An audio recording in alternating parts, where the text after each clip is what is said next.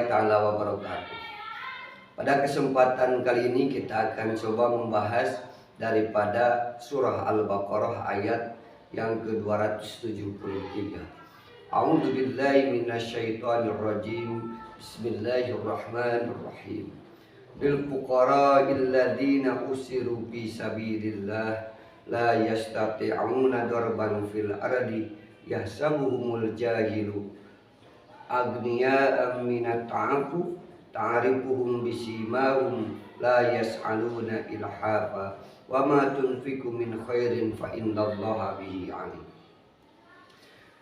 Lil fuqara'il ladzina usiru fi sabilillah, bagi orang-orang fakir, orang-orang yang usiru fi sabilillah, yang sangat begitu terbatas dalam memperlakukan dirinya dalam jalan Allah. Usibu anfusahum alal jihad, menghitung-hitung dirinya untuk senantiasa melaksanakan jihad. Jihad mungkin di sini bisa dimaknakan jihad secara dohir ataupun jihad secara batin. Jihad yang secara dohir yang sedang dihadapi oleh saudara kita yang ada di Palestina. Mereka berjuang untuk memperjuangkan kemerdekaan mereka, memperjuangkan negara mereka, dan penindasan atas nama permasalahan yang timbul dalam masalah perbedaan agama yang ingin mencaplok sebuah negara yang asalnya milik daripada Palestina, diambil alih sebagian negara untuk menjadi bagian negara yang lain, yaitu negara tertentu yang sudah pada mafhum semuanya.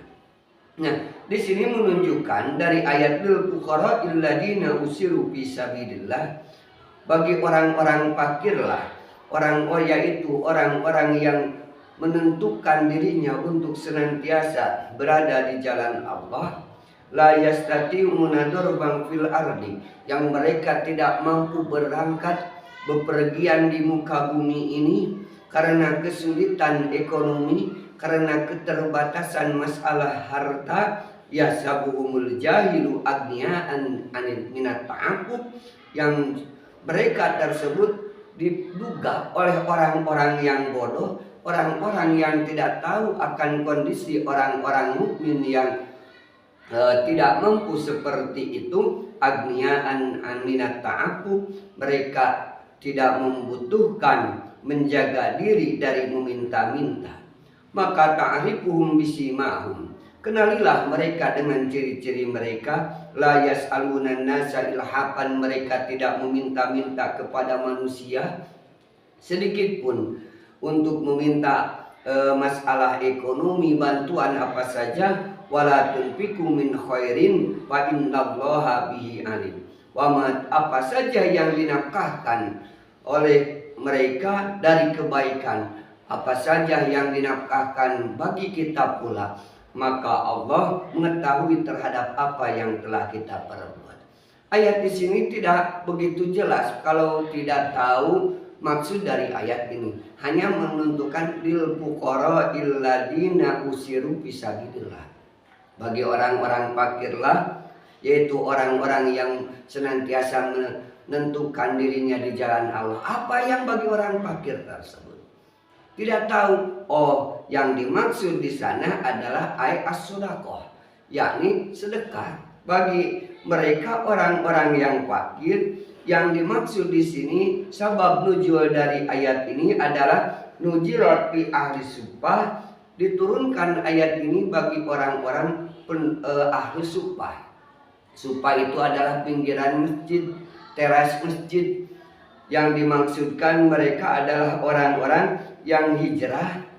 Wahum arba'atun minal muhajirin ursidu li ta'allamal Qur'an wal khuruja ma'as saroya. Mereka penduduk Suffah tersebut, penduduk pinggiran Masjid Nabawi tersebut, ada 400 orang dari kelompok orang-orang muhajirin. Tujuannya adalah untuk mempelajari Al-Quran kemudian mempelajari hadis. Apabila ada kesempatan melaksanakan jihad fisabilillah, maka mereka akan pergi siangnya untuk melaksanakan perang di jalan Allah.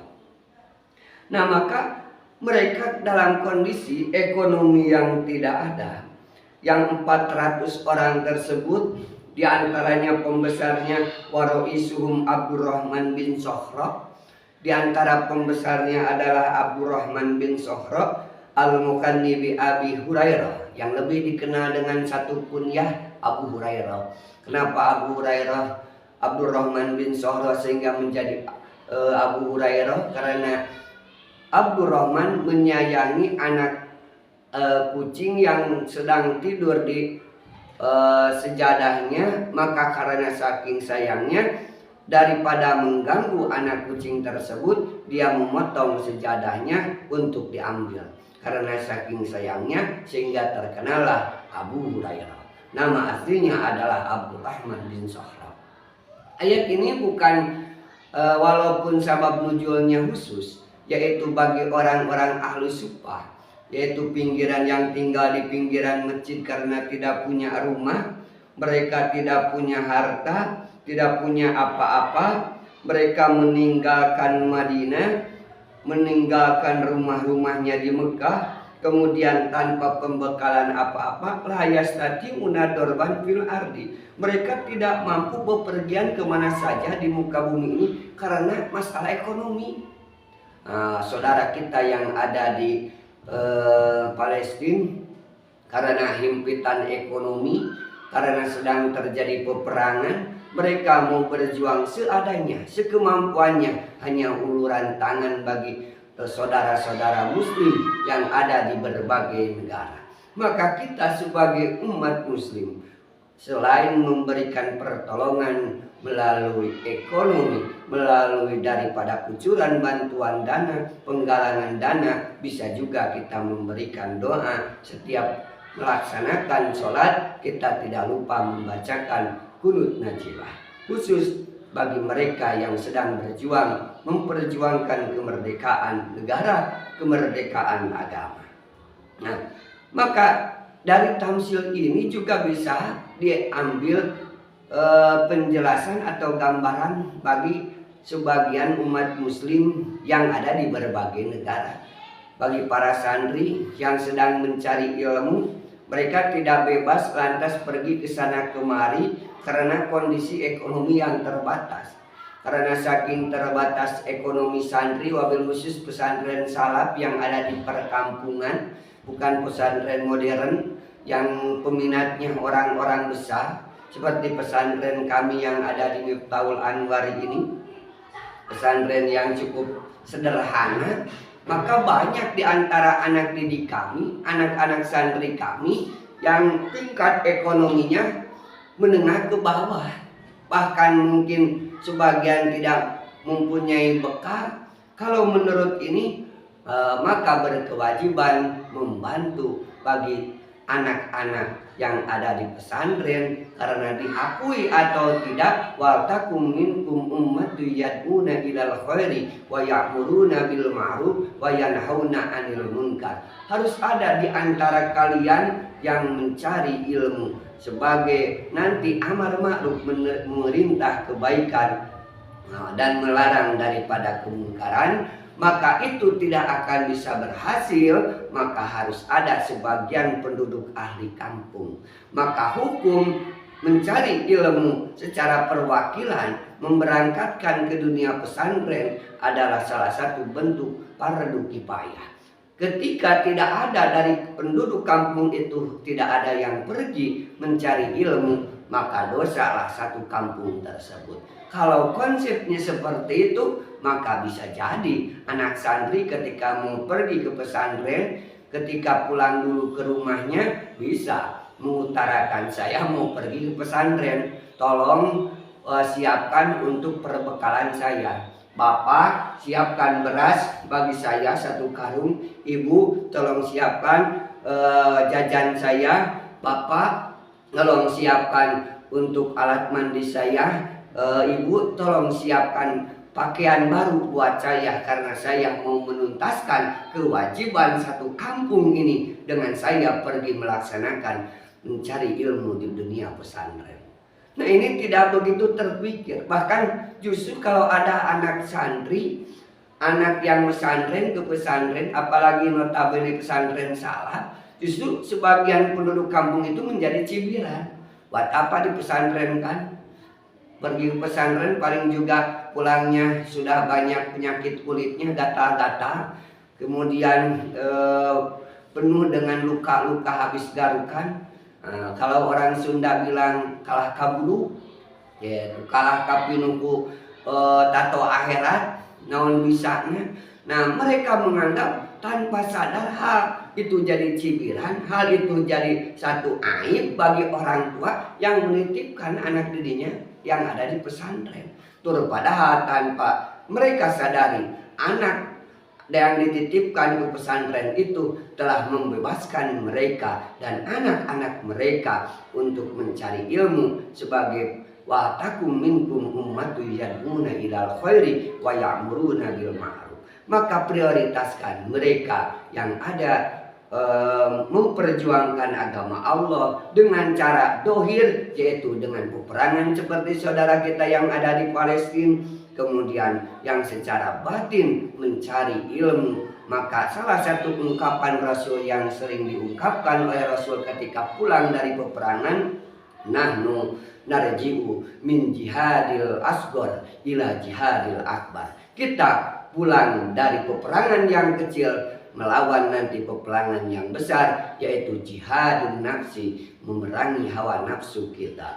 Maka salah satu kepentingan kita, wahai para masyarakat, para penduduk ahli kampung, apabila di daerah Anda ada seorang santri yang sedang mencari ilmu, tolong bantu ekonominya, perbekalannya, sekemampuan Anda.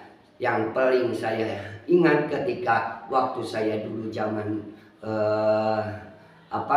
memondok di pesantren, ada nenek-nenek karena saking tahunya kewajiban membantu, walaupun uangnya cuma 20.000 disimpan di BH-nya, kan BH zaman dulu ada sakunya tuh.